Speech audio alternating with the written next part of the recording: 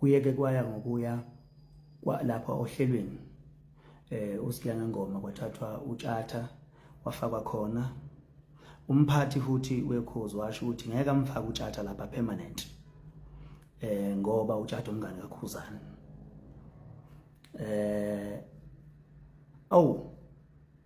Kanjani yabo bengibuza abantu bethi ubangani nomphathi station ngoba akufuna ukubona into nje esondele noKhuzani akayifuna ukuyibona. Hayi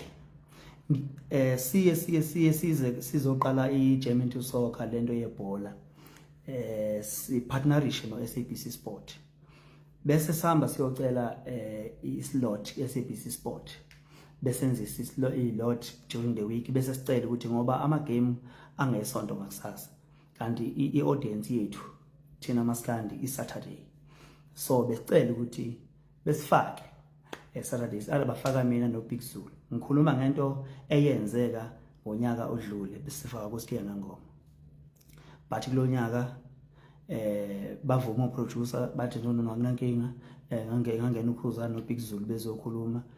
Umphathi stage wathi no more into noKhuzani cha asangakwazi ukukhuluma kuSiyanga Ngoma. Ngabuzwa